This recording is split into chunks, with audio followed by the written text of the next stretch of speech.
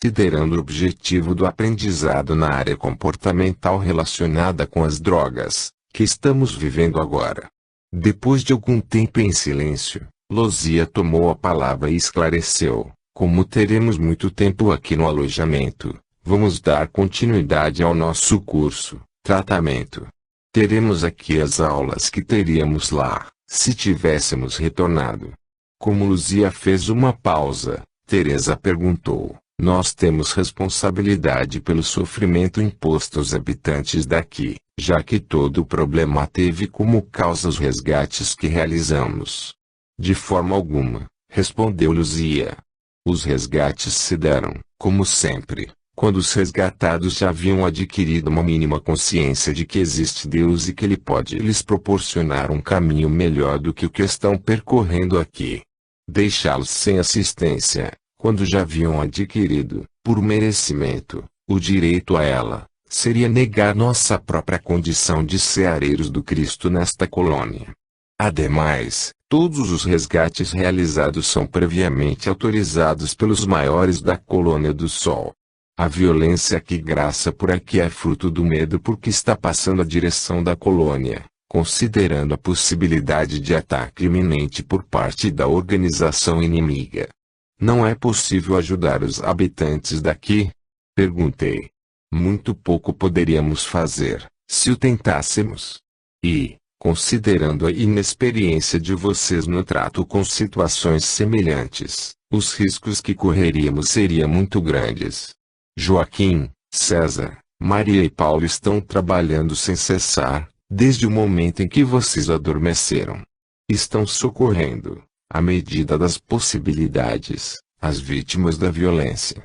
Muito pouco estamos podendo fazer, lamentou Joaquim. Não há um local para onde possamos levar as vítimas, para que possam ser cuidadas. Estamos cuidando delas nas ruas mesmo, com o máximo de cuidado para não sermos descobertos. Se isso acontecesse, não nos seria difícil fugir e nos esconder de novo.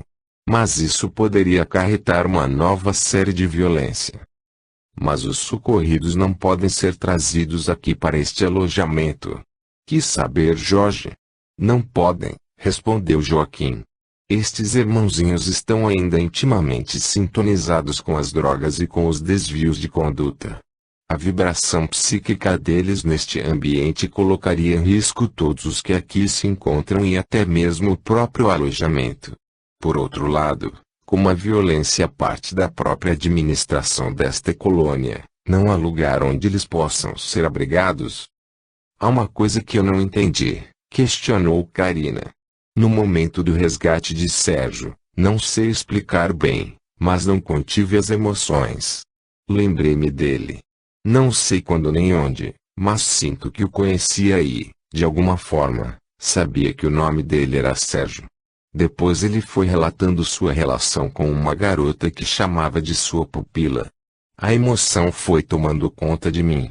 Condoía-me por aquelas garotas atreladas à carruagem e também passei a recordar cenas entre mim e Sérgio. Sentia-me cansada, machucada. Ele colocava minha cabeça sobre seu colo e me afagava os cabelos. Dizia algumas coisas que eu não conseguia compreender bem. De repente, me surpreendi falando coisas, como se conhecesse a vida de Sérgio. E no final, até o chamei de pai, com sentida emoção. Não sei de onde tirei essas coisas, mas acredito que elas ainda continuam em minha mente e em meu coração. Esta é uma dúvida que gostaria que fosse esclarecida. Luzia tomou a palavra e, para surpresa minha, asseverou: por tudo que você fez ontem, demonstrou que é capaz de conhecer a parte do seu passado que ainda lhe falta. Assim, peço a Tiago que relate para nós a sua própria vida, já que é o último do grupo. Todos os olhares dirigiram-se para mim. Meu olhar cruzou com o de Karina e percebi toda a ternura que ela me dirigia. Confesso que fiquei com medo de, depois de revelar toda a verdade, nunca mais merecer aquele olhar. Comecei a contar minha vida. Falei sobre minha família, a primeira experiência com as drogas, meu desencarne. Fui contando, minuciosamente, sob os olhares dos meus colegas. Às vezes, a emoção tomava conta de mim. Algumas lágrimas insistiam em rolar, a voz embargava, mas logo superava. Em outras vezes, bem mais raras, eu chegava a ensaiar um sorriso. Relatava a minha vida, prestando atenção nas reações de cada um. Percebi que todos estavam muito tocados, mas era Karina quem chorava e sorria comigo em cada nova passagem. O elo que nos unia era muito forte. Quando cheguei ao momento em que comecei a trabalhar para a organização, sob a orientação de José, parei o relato propositadamente. Queria continuar, mas estava travado. Tinha medo de perder o afeto de Karina. Luzia interferiu, disse que já era tempo de a verdade ser revelada e que aquilo faria bem para mim. Fez uma sentida oração, depois de concitar todos nós acompanhada. Depois, devolveu-me a palavra para continuar o meu relato. Meio sem jeito, continuei: o que vou relatar agora, gostaria que jamais tivesse acontecido em toda a minha vida. Fiz muita coisa semelhante a esta passagem, mas nada que envolvesse pessoa tão próxima a mim, embora disso eu não tivesse conhecimento naquele momento nem condição de perceber pelo sentimento. Falava assim, olhando para Karina, ainda sem saber como iniciar o relato.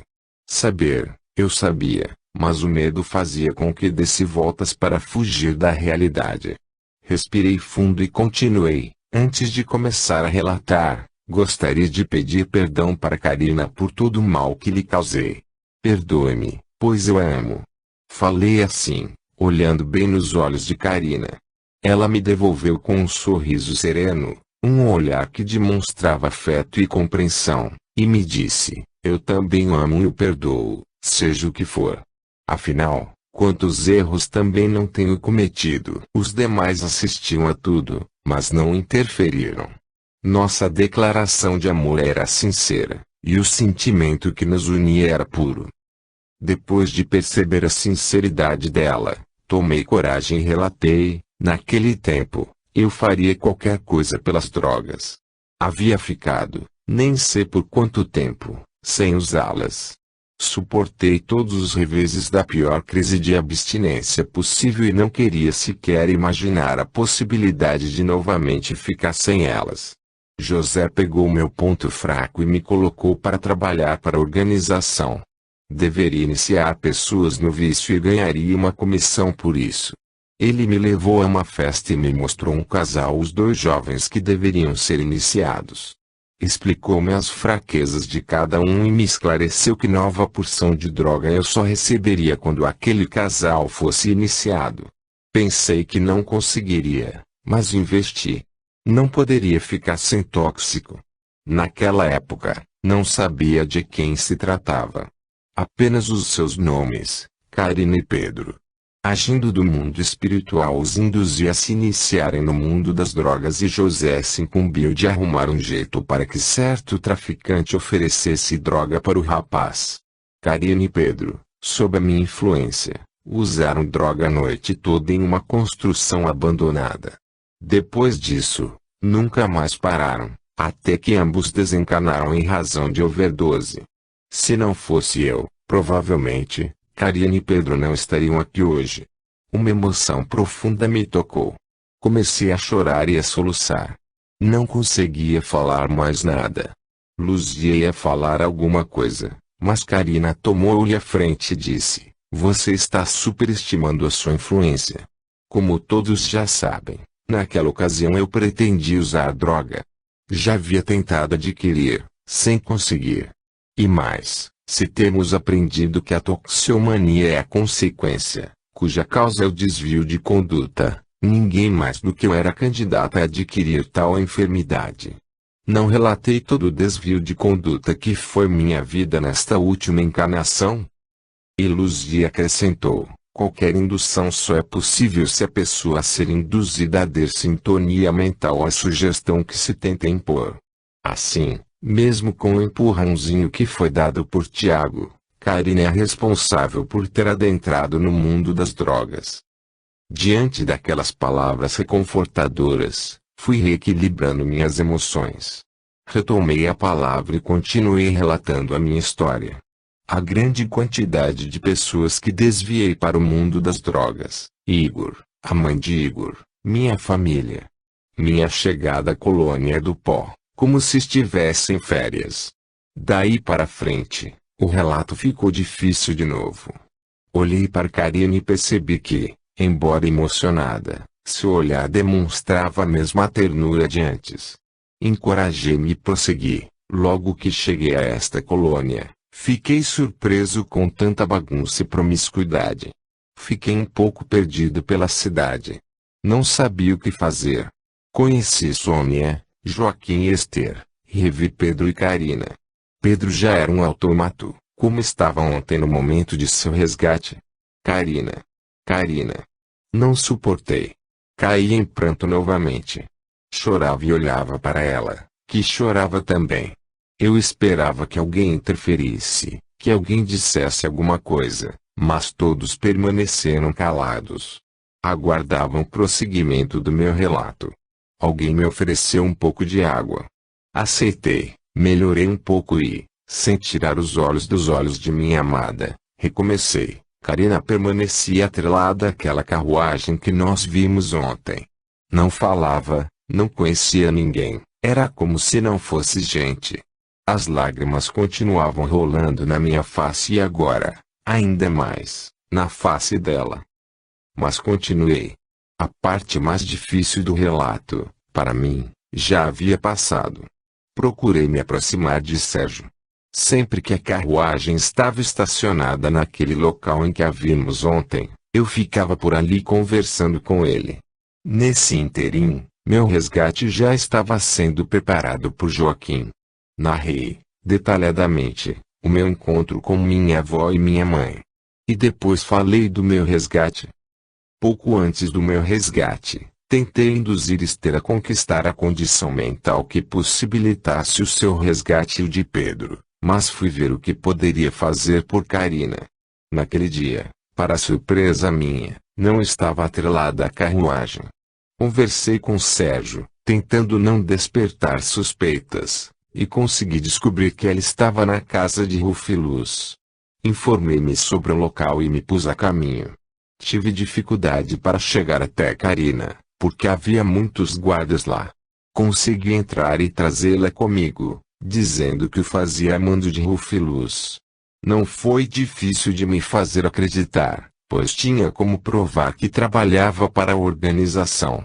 Quando saí da casa de Rufiluz, entretanto, não podia passar pela guarita que ficava na entrada do bairro. Contava com a breve chegada de Joaquim, senão estaria tudo perdido, até mesmo para mim. Encontrei uma casa abandonada e ali nos escondemos. Quando Sérgio chegou com a carruagem, deu pela falta da moça. Rapidamente, as ruas estavam tomadas de guardas. Na casa em que estava, tranquei-me com Karina em um quarto. Era tudo o que podia fazer naquele momento, além de me manter em oração. Percebi quando os guardas entraram na casa, conversando muito alto. De repente, fez-se um grande silêncio e a porta do quarto em que estávamos foi aberta.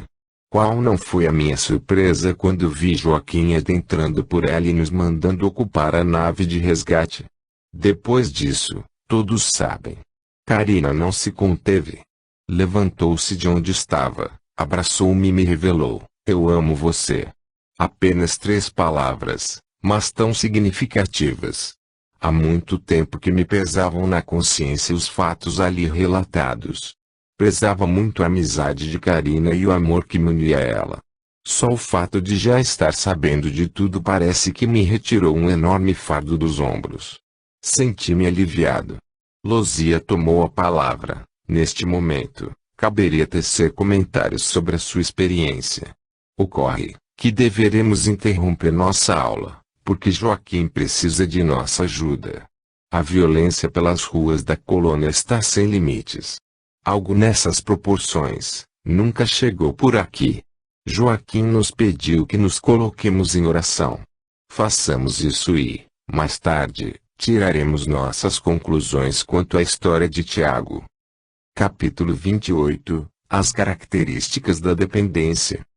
Nosso grupo colocou-se em oração, conduzido por Luzia. Ao mesmo tempo, Joaquim, Paulo, César e Maria, acompanhados de outros trabalhadores daquele alojamento, foram para as ruas da colônia do Pó, para tentar minimizar o sofrimento das vítimas dos guardas da colônia. Passadas algumas horas, tempo que eu não saberia precisar, todos voltaram.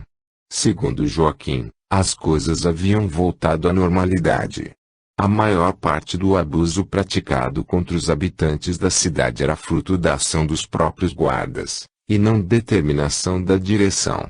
Assim, Joaquim procurou Sônia, explicou-lhe o exagero que estava ocorrendo, e ela tomou providências na administração. Pouco tempo depois, os guardas voltaram para seus postos. Os habitantes, acostumados a sofrerem abusos de toda a ordem, voltaram rapidamente à rotina e tudo ficou esquecido.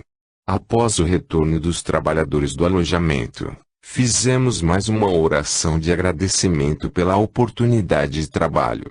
Depois, conversamos um pouco, trocando ideias sobre o acontecido e logo retomamos nossa aula do ponto em que havíamos parado.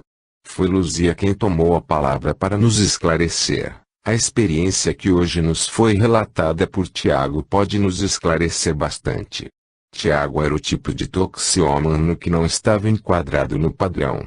Conforme vimos, a dependência química se estabelece ou tem como fator preponderante um desvio da conduta.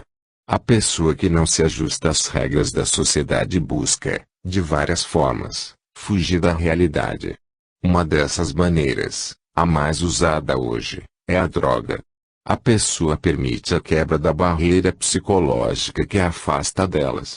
E faz isso, ainda que de modo inconsciente, como um protesto contra a sociedade que está em sua volta, tendo seus familiares mais próximos como os legítimos representantes dela. Em vez de adaptar-se à sociedade, a pessoa pretende que a sociedade se adapte a ela. Os dependentes, no entanto, não demoram muito para adquirir a consciência de que tomaram o ônibus errado, de que o caminho a seguir seria outro.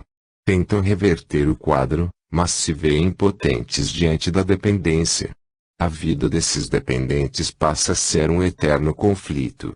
Tentam rejeitar a droga porque sabem dos malefícios que ela causa, mas acabam quase sempre vencidos. Quando a usam, depois de um curto período de resistência psicológica, exageram inconscientemente na dose e causam dores à família e a quantos deles se aproximarem. Como existe um conflito, o tóxico é psicologicamente rejeitado. Ocorre o que nós chamamos de usar com a consciência pesada. Essa rejeição potencializa ainda mais os malefícios orgânicos causados pela droga. Quando o efeito cessa e o dependente volta à sobriedade, briga consigo mesmo por não ter resistido. Pede socorro para os familiares e muitas vezes é internado em clínicas de tratamento ou repouso. Mas se não obtiver uma vontade realmente firme, somada ao apoio irrestrito da família, e a um tratamento psicológico e orgânico especializado, a recaída é certa, e tudo volta novamente. Como é muito difícil se combinarem todos os fatores necessários, o dependente vive em ciclos mais ou menos definidos. Ora lutando consigo mesmo para abandonar o vício, ora em total declínio, usando toda a droga que possa obter. Isso acontece porque quando quebra a barreira psicológica criada pela própria consciência, quer aproveitar ao máximo o estado de liberdade que se permitiu. Com o repetir desse ciclo, o dependente vai ficando desacreditado entre seus familiares e pessoas mais próximas. No início, quando pede socorro, afirma que quer abandonar as drogas, toda a família se enche de esperança. Todo o apoio é movimentado em prol dele. Quando algo dá errado, no entanto, e o usuário passa por uma recaída, a frustração toma conta da família. Ninguém se preocupa em descobrir onde estava o erro. Todos acreditam o fracasso ao próprio toxicômano. Embora seja certo que a maior responsabilidade seja mesmo dele, O fato é que também pode ter havido equívocos na forma de apoio prestada pela família, no tipo de tratamento ou em outros fatores. Caberia à família avaliar tudo porque, na volta do ciclo, em breve, o dependente se dará uma nova oportunidade para abandonar o vício. Quando pede socorro, quando afirma que quer parar de usar droga, normalmente o toxicômano está sendo sincero. O que lhe falta é aquele algo a mais que lhe permita a vitória na luta contra a dependência. Com o vai-vem dos ciclos, no entanto, a família vai desacreditando do dependente e já não lhe oferece mais aquele apoio de antes. Isso, infelizmente, dificulta mais ainda a sua recuperação. O fato é que nem a sociedade nem a família encaram a toxicomania como uma enfermidade. Julgam a pessoa pela doença, o que não é razoável, como não seria razoável julgar uma pessoa ou nela desacreditar por ser portadora de um mal qualquer no fígado, rins, estômago ou outro órgão. Quando eu afirmei que a dependência química é efeito, cuja causa é desvio comportamental, não disse que se trata, necessariamente, de desvio de caráter ou antissocial. Não é isso, até porque todos nós, na Terra, necessitamos de corrigendas em nosso comportamento moral e no trato com os semelhantes, sendo exatamente esta a razão de estarmos reencarnados ou por reencarnar. O desvio de comportamento capaz de levar a pessoa a um uso de droga é aquele que estabelece a fuga da realidade por falta de adaptação ao meio. Pode ser a timidez, a vaidade, o orgulho, o desejo de ser superior aos semelhantes, a necessidade de agradar, a falta de vontade própria ou a dificuldade de direcioná-la, a submissão, dentre outros. Tudo isso vivenciado de forma desproporcional, exacerbada, leva a pessoa à fuga da realidade. Essa fuga pode se exteriorizar de diversas formas, dependendo da barreira psicológica. Uns se permitem apenas algumas atitudes como sinal de protesto ou de autoafirmação. Pode ser a simples rebeldia, o abandono total ou parcial dos estudos, o uso de roupas extravagantes, podendo chegar ao uso de drogas, incluindo álcool. Como jovens, invariavelmente, passam por períodos de instabilidade emocional e comportamental. A presença da família é de suma importância. A educação, desde a infância, e principalmente aquela proporcionada pelo exemplo de vida dos pais, é que estabelece a força da barreira psicológica do jovem em relação a determinados comportamentos. Quando a barreira não foi construída com solidez, rompe-se mais facilmente. Para um jovem que desde a infância presenciou seu pai consumindo regularmente bebida alcoólica, ainda que socialmente, a barreira para também se iniciar em tal consumo será pouco resistente. Isso porque, na sua lógica, beber faz bem e é bom, pois sempre assistiu ao pai reverenciando a famosa geladinha. Como o jovem, normalmente, tem dificuldade de impor limites às suas ações, do iniciar a fazer uso de bebida alcoólica a aumentar a quantidade usada, ou mesmo substituí-la por outro tipo de droga, até estabelecer-se a dependência, não vai muito tempo. Por isso, a ação da família é de suma importância, além, é claro, do exemplo. Ensinar uma coisa e agir de forma diversa é prejudicar diretamente o filho. Há pais que agem assim e depois não sabem porque o filho fala que vai abandonar as drogas e não consegue. A vontade e a determinação do jovem é proporcional à medida dos exemplos que lhes foram proporcionados pelos pais no decorrer da vida. Antes de serem guias, eles são os modelos seguidos pelos filhos. Voltando a falar de Tiago, percebemos que ele foi um toxicômano diferente. Sempre usou a droga tendo a certeza de que ela era a maior e a melhor coisa da vida. Ele acreditava realmente nisso. Por isso, ele teve tanta facilidade em induzir as pessoas ao consumo delas. Ele acreditava naquilo que fazia. Os dependentes assim normalmente exteriorizam crenças que assimilaram em outras vidas. A dependência tem como causa heranças atávicas. Não deixam de ter como razão desvio de comportamento, em vidas pregressas, e não na atual. Para esses dependentes, a família pouca influência teve na iniciação do uso de drogas. A pessoa já trazia a enfermidade. E óbvio que a família fracassou na orientação da cura, já que, certamente, teve por meta auxiliar a pessoa a direcionar a vida para outro lado e a vencer a dependência. Para elas, a dificuldade de deixar o vício age de forma diferente. Enquanto acreditar que a droga é boa e fonte da felicidade, não há chance alguma de cura. A crença é que estabelece o nível de dependência. Quando a crença começa a arrefecer diante das decepções que a droga certamente vai proporcionar, é o momento de a família agir, de preferência com auxílio de psicólogos. Esse tipo de dependente dificilmente vai pedir ajuda ou vai afirmar que abandonará as drogas. Sua relação com os entorpecentes está na mesma medida de sua crença. A dependência de ordem psicológica praticamente se esvairá quando a crença for vencida. E a dependência de ordem física é de mais fácil tratamento, pois responde, ainda que parcialmente, à desintoxicação em clínicas especializadas. Portanto, o tratamento psicológico desse tipo de dependente há que ter por objetivo a crença. Não extirpá-la, pura e simplesmente, o que seria muito difícil, quiçá impossível. A crença há que ser substituída por outra. E essa substituição pode se iniciar no tratamento psicológico, mas se sedimenta no exemplo obtido na vida de familiares e de pessoas próximas. E exatamente o que aconteceu no caso de Tiago. O exemplo de amor da mãe de Igor, depois sedimentado no exemplo de amor de sua própria família, foi a causa primordial para o início de sua recuperação. Como ele mesmo nos relatou, naquela época de sua vida, Tiago já estava decepcionado com a droga e com aquilo que ela lhe proporcionava. Há, ainda, outras causas que estabelecem a dependência, mas essas duas são as principais. Era muita matéria para que nós digeríssemos em um só momento. Permanecemos em silêncio por um longo tempo, até que Jorge perguntou, modificando ou substituindo a crença: estará a pessoa ainda sujeita a retornar ao consumo das drogas? Isso depende muito do indivíduo e da substituição que se efetivou. Primeiro é necessário saber por qual outro valor a droga foi substituída.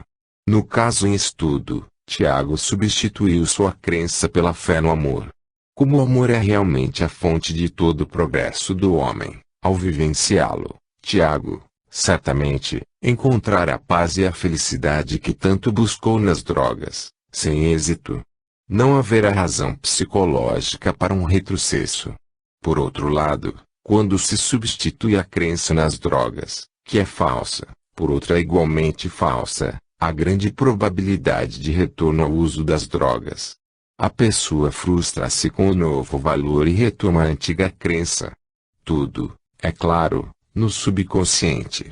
O valor atribuído ao vício pode ser substituído, com enorme probabilidade de êxito, pelo amor, pela caridade, pela religião, pela família, desde que bem estruturada.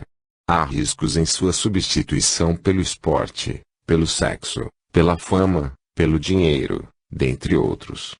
Mas o esporte não é sempre indicado para que as pessoas se afastem das drogas. Perguntei.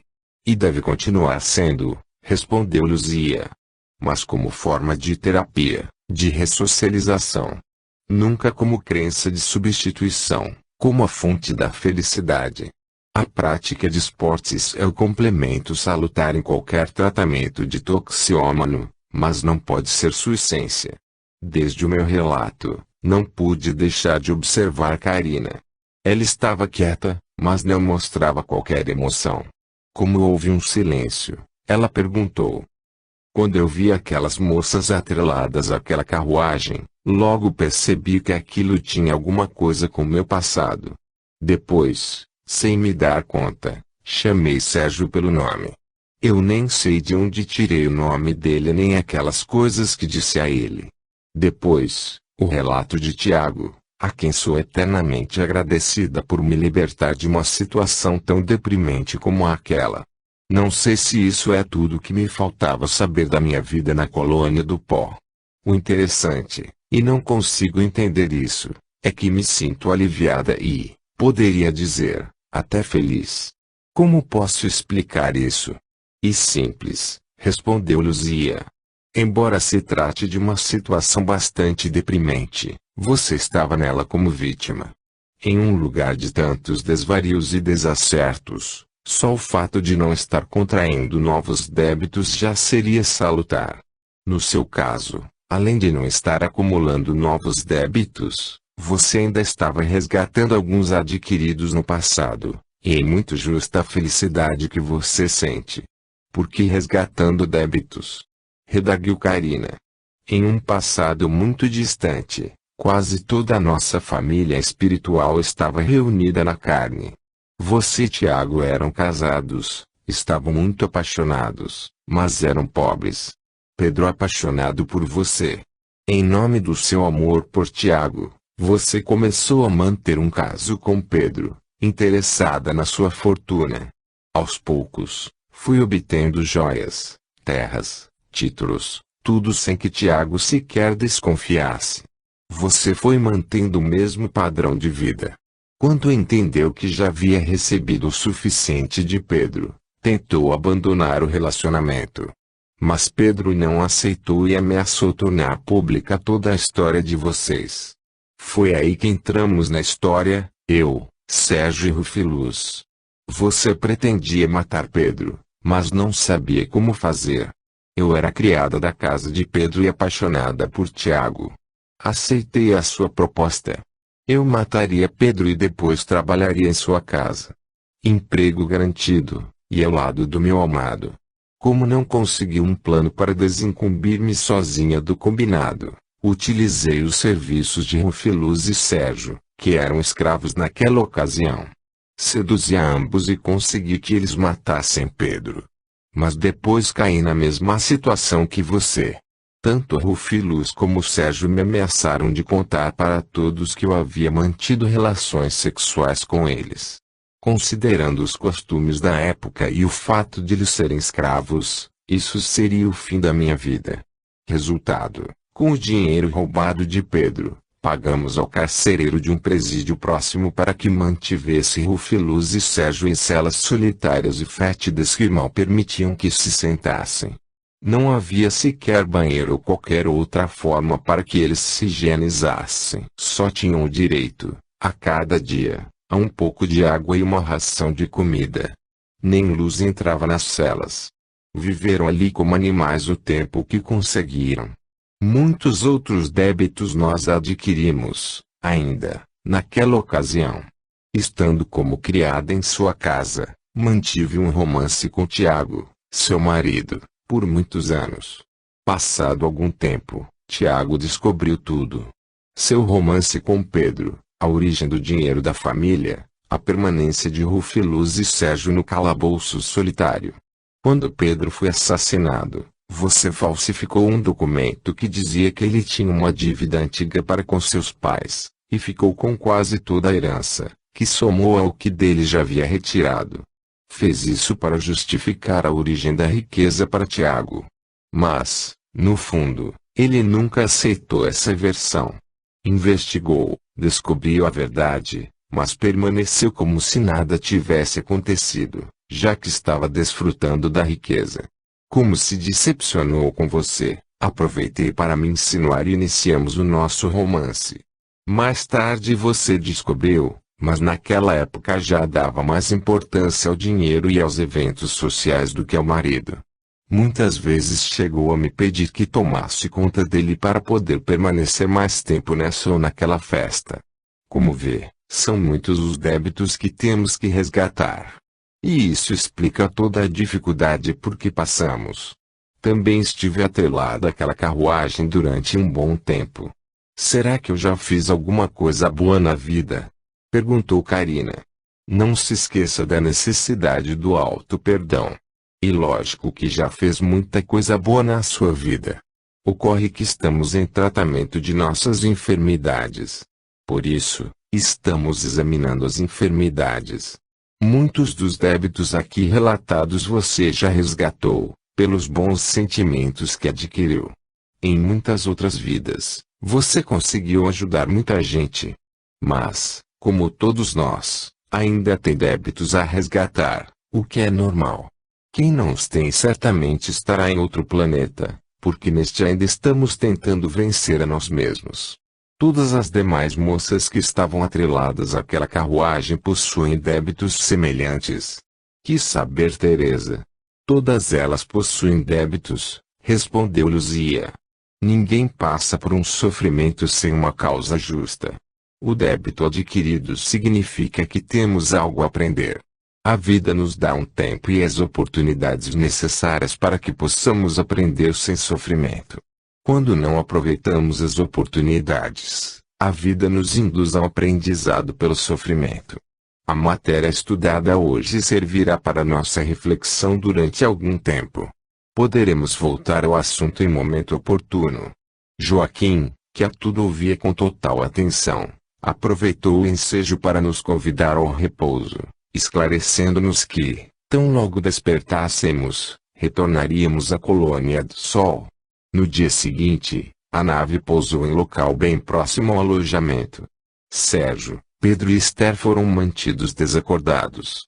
Rapidamente, a nave abandonou a colônia do pó e logo pudemos vislumbrar o clarão da colônia do Sol. Que felicidade!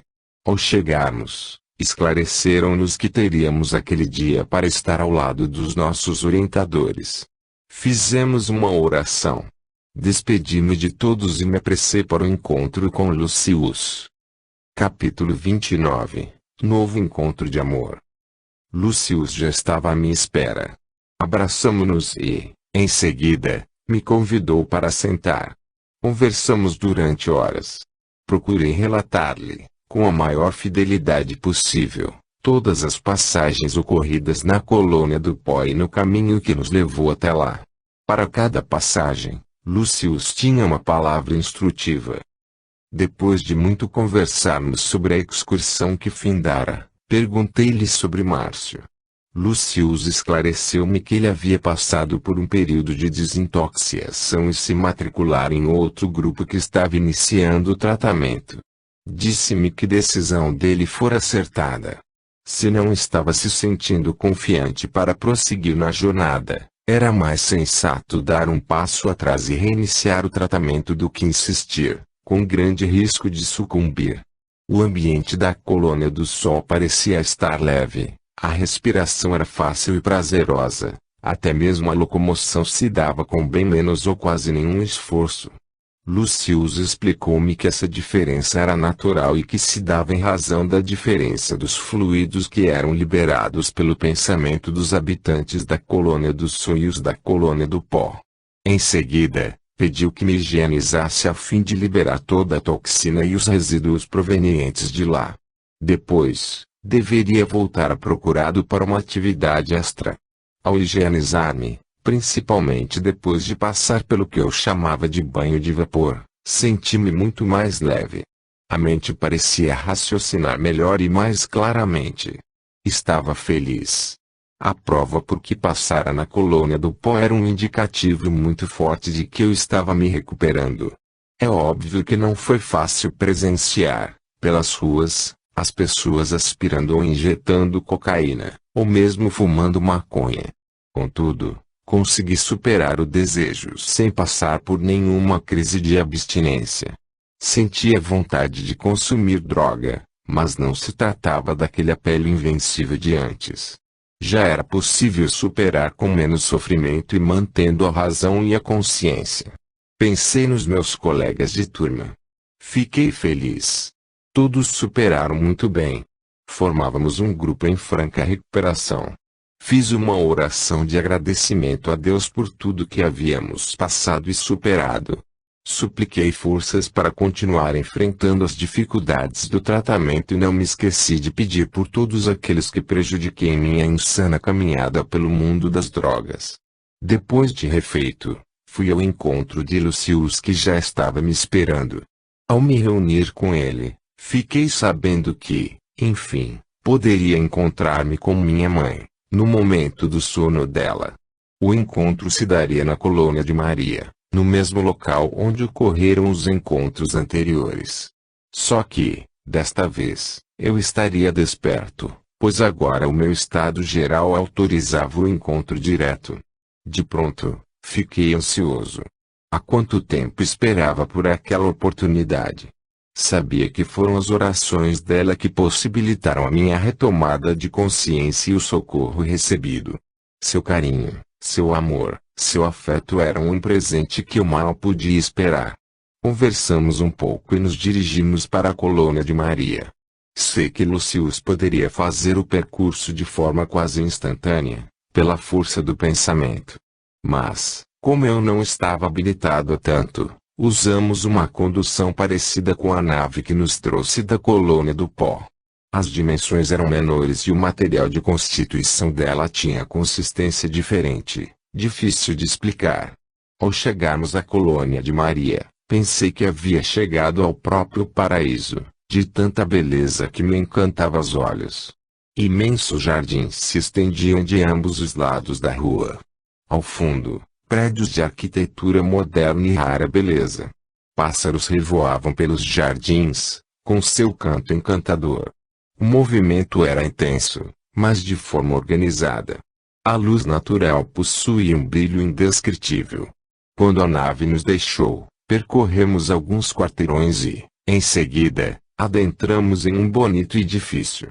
Sem nos determos, ganhamos alguns corredores em um lance de escada. Depois, entramos em uma sala onde, pelo que percebi, já nos esperavam. De pronto, conheci o orientador que me atendeu nas visitas anteriores. Sentamos à sua frente e ele começou a conversa, assim que nos cumprimentamos. Apresentou-se, esclarecendo que se chamava Luiz. Depois, prosseguiu: "Seja bem-vindo, meu filho. Devo dizer-lhe que muito você conquistou desde o nosso último encontro. Tenho acompanhado o seu esforço, bem como as dificuldades por que está passando, o que é natural. E óbvio que muito caminho ainda para percorrer, mas a parte mais dolorosa você já superou.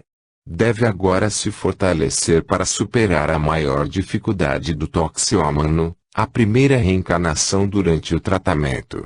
Muito aprendizado e muita oração serão necessários. Para superar a prova, você deverá direcionar toda a sua energia para a caridade e para as artes, de um modo geral. Mas ainda haverá todo um período de preparação. E, como não poderia deixar de ser, sempre contará com a proteção dos servidores desta colônia e do acompanhamento direto de Lucius. Na próxima fase do tratamento, se preparará para a nova prova. Você se afastará da colônia do Sol por um período, ocasião em que estará no departamento da reencarnação, onde será realizada a programação de sua próxima passagem na Terra. Posteriormente, de acordo com a programação, passará por uma preparação específica, ainda no mundo espiritual. Só depois da preparação é que você assumirá um novo corpo. Não preciso nem lhe dizer que o seu livre-arbítrio sempre será respeitado. Na nossa avaliação, já está em condições de assumir esta prova e ela lhe será muito útil. Mas, se ainda não se sentir forte o suficiente para tanto, poderá, é óbvio, continuar na colônia do Sol, em tratamento. Ainda terá mais alguns dias de aula, para encerrar esta fase do tratamento. Até lá, deverá decidir qual o rumo que vai imprimir em sua vida. Refugie-se na oração, que Deus lhe dará, por certo, a proteção necessária para que faça a escolha correta. Fiquei totalmente assustado com a possibilidade de uma nova reencarnação. Não me julgava devidamente preparado para dar um passo tão gigantesco como este. Era muito cômodo permanecer no ambiente protegido da colônia do Sol. Mas procurei deixar aquela decisão para depois. Naquele momento, eu estava ansioso para visitar minha mãe. Queria pedir perdão a ela pelo muito que eu a fizera sofrer.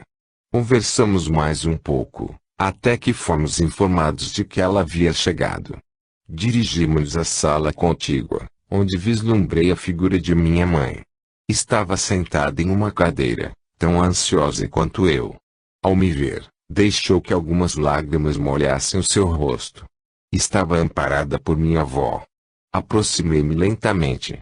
Estava profundamente emocionado e também chorava. Por quanto tempo havia sonhado com aquele momento? Ajoelhei-me diante dela, tomei suas mãos entre as minhas. Nossos olhares se cruzaram. Durante algum tempo, permanecemos assim. Olhávamos-nos, com os olhos marejados, a garganta embargada. Deixamos que o silêncio falasse por nós e extravasasse toda a nossa emoção. Depois de algum tempo, eu a abracei e foi ela quem quebrou o silêncio. Meu filho. Que saudade. Como não encontrava palavras e continuava em silêncio, ela prosseguiu. Perdoe-me, filho, pelo mal que eu lhe fiz. Não soube conduzir em sua adolescência e permiti que você adentrasse por caminhos que lhe fizeram sofrer tanto. Perdoe-me, meu filho. Como é difícil compreender as mães. Minha conduta sana havia imposto grande sofrimento a mim mesmo e a toda a minha família, inclusive a ela. Durante todos esses anos, a minha maior preocupação foi obter o perdão de minha mãe. E, quando nos encontramos, antes que eu conseguisse falar uma só palavra, ela me pede perdão por aquilo que não fez. Demorei algum tempo, mas, mesmo com a voz embargada, consegui responder: não há o que perdoar. Reconheço toda a responsabilidade pelos descaminhos que eu trilhei. E certo que estava equivocado. Só pretendia ser feliz. Mas, hoje, sei e posso avaliar todo o sofrimento que impus não só à senhora, mas a toda a minha família. Por isso, sou eu quem lhe peço perdão. Quando há amor, não há lugar para o perdão, porque ninguém se julga prejudicado, socorreu-nos vovó Emília.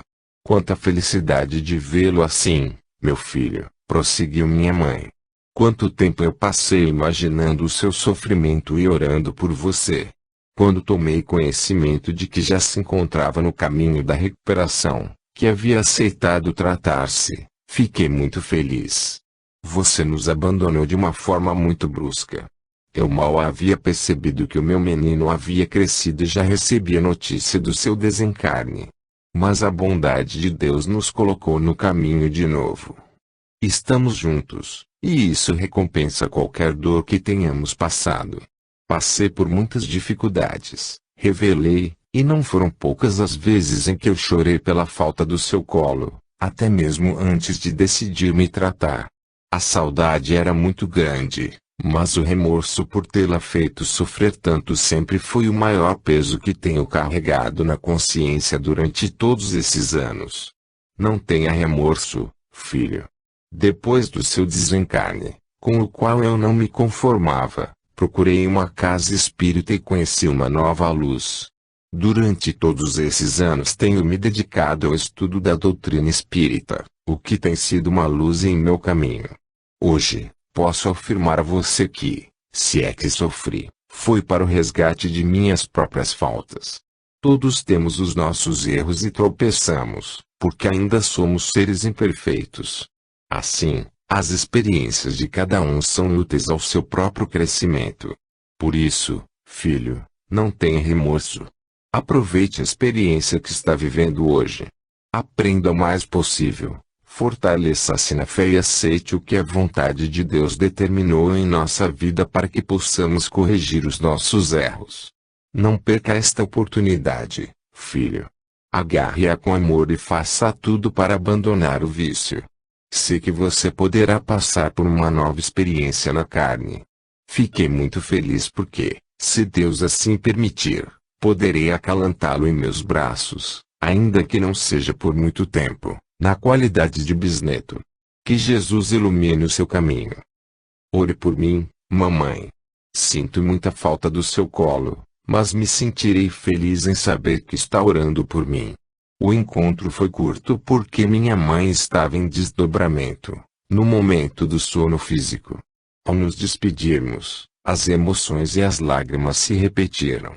Com a informação de minha mãe, de que poderia estar em seus braços, ainda que por pouco tempo, Eu já estava quase decidindo voltar à Terra, para uma nova etapa evolutiva. Depois de ter voltado da colônia do pó, a informação da possível reencarnação próxima e o reencontro com minha mãe eram muitas emoções juntas. Durante todo o trajeto de volta, permaneci em silêncio, o que foi respeitado por Lucius. Quando chegamos, ele me deu um abraço e nos despedimos. Ele havia se transformado em um grande amigo. Não queria ir para o meu quarto naquele momento. Precisava pensar nos últimos acontecimentos. Fui até o jardim, onde nosso grupo costumava se reunir. Karina estava lá, tão pensativa quanto eu. Quando cheguei, ela me deu um forte abraço. Percebi que estava com emoção à flor da pele. Eu ainda não o agradeci por tudo que você me fez, disse ela. Por ter iniciado você nas drogas. Indaguei.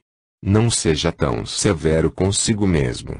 A minha conduta me levaria fatalmente para as drogas. Você sabe disso. Eu até já havia procurado uma turma para usá-las, mas não havia encontrado. Você me liberou daquela carruagem, arriscando seu próprio resgate. Era o mínimo que podia fazer. Pois é, mas se não fosse você, não sei como estaria agora. Eu não tinha condição de sair de lá por mim mesma. Certamente, eles a levariam para o Vale dos Enjeitados, de onde você seria resgatada. Talvez sim. Contudo, mesmo assim você me livrou de mais acerbos sofrimentos.